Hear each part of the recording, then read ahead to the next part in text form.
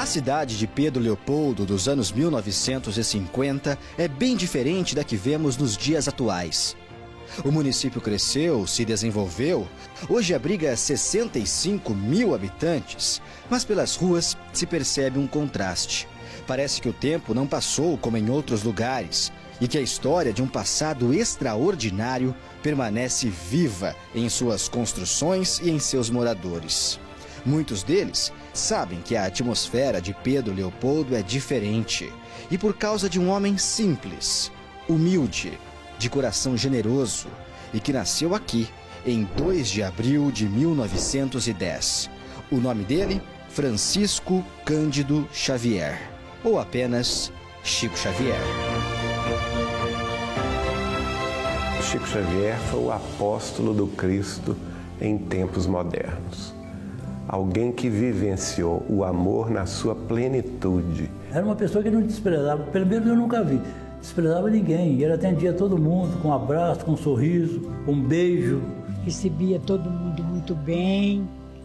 Então, Chico foi uma pessoa de luz, de muita luz. Qual teria sido o maior legado deixado por Chico Xavier? Eu não tenho dúvida em afirmar, ele exerceu a máxima do Evangelho, do amai-vos uns aos outros como Jesus nos amou. Um amor que eu desconheço.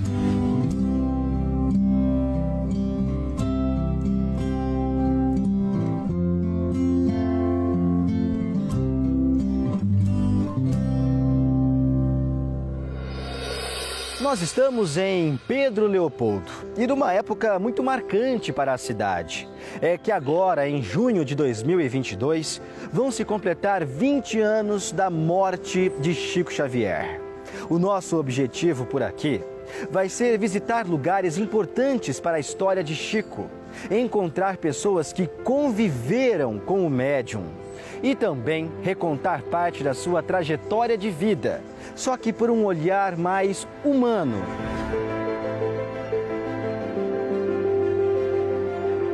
Culturalmente falando, Chico transcende a questão da religiosidade. O Chico vinha a Pedro Leopoldo, ele buscava a intimidade, as amizades, a história. Uma pessoa que deixou a lição de mostrar para a gente que nós não devemos estar assim tão apegado a coisas materiais. Desde muito pequeno, Chico Xavier começou a enfrentar as dores deste mundo.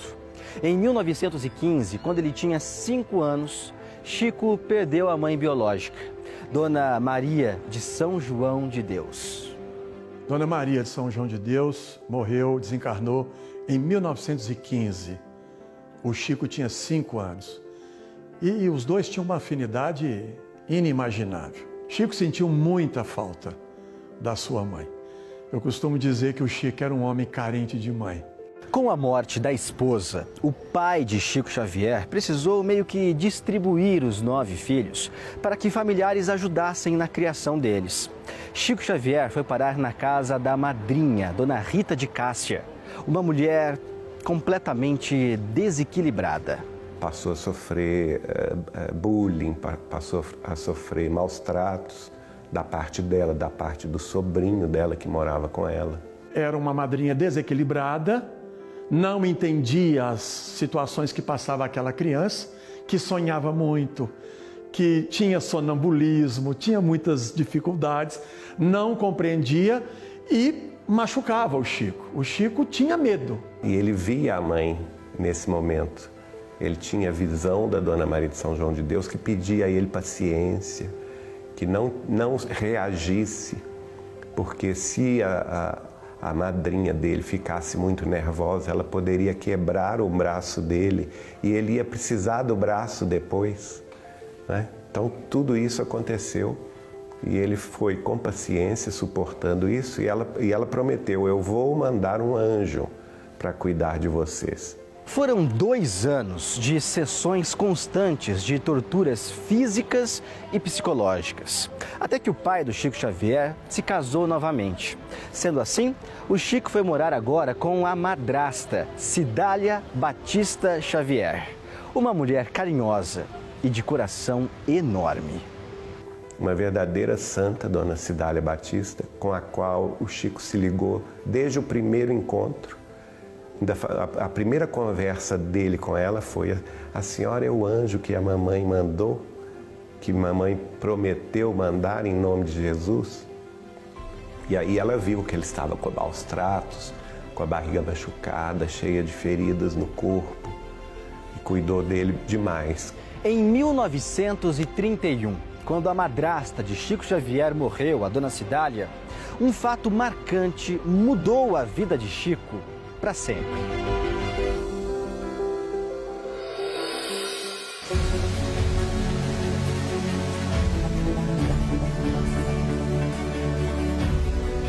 O açude do Capão era muito frequentado pelos pedro-leopoldenses como um local de lazer no início dos anos de 1930. Chico Xavier também gostava de estar em contato com a natureza deste ambiente.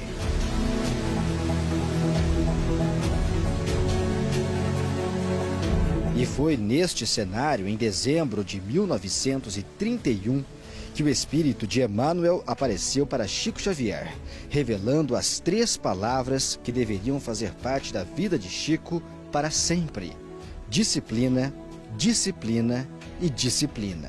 A primeira disciplina é aquela disciplina do horário, da constância. Quer dizer, ele para ser médium e ter a assistência dos bons espíritos, dos espíritos iluminados, primeiro ele teria que ter a disciplina consigo mesmo. A segunda disciplina, eu acho que é a disciplina com a causa espírita cristã. Então ele estava assumindo não somente uma tarefa da mediunidade, mas, sobretudo, uma tarefa da mediunidade com Jesus e o Espiritismo. E a terceira disciplina, que eu acho que é a mais importante e mais difícil da gente atender, é a disciplina com Cristo, que é a disciplina ética e moral de acordo com os padrões ensinados na Boa Nova de Jesus. Se utilizando dos 3 sentidos da palavra disciplina, orientado por Emmanuel e outros mentores espirituais, Chico Xavier começou o seu trabalho psicografando mensagens. Muitas se transformaram em livros. O primeiro deles é Parnaso de Além Túmulo, de 1932. Mas a obra de Chico Xavier ultrapassou a marca dos 500 livros, psicografados em Pedro Leopoldo, onde ele viveu até 1959, ou em Uberaba, cidade onde Chico Xavier viveu entre 59 e 2002, ano em que o médium morreu. Mas durante a sua vida, Chico Xavier deixou exemplos práticos, que não foram esquecidos com o tempo. Sinceramente, não acreditava que pudesse existir um homem como Chico Xavier. E se falava muito aqui em Pedro Leopoldo, em Chico. Quando eu nasci, ele já tinha mudado para Uberaba, mas mesmo assim se falava muito em Chico. E eu falei, gente, eu quero conhecer esse homem, para saber se de fato era tudo isso. E de fato, era tudo isso e um pouco mais. Um homem simples, nasceu simples, viveu simples, morreu simples. Simples assim. O Chico, ele dedicou a sua vida a essa divulgação, ou esse trabalho, trazendo a espiritualidade para nós. E não só na mediunidade, né? O seu exemplo cristão é que consolida a sua obra. Então, eu falaria isso, porque todo cristão deveria buscar a obra de Chico Xavier, que vai encontrar Jesus. A partir da morte, Chico Xavier virou história, mas seus ensinamentos simples, sua vida humilde, desapegada ao mundo material e seus gestos de caridade não ficaram no passado.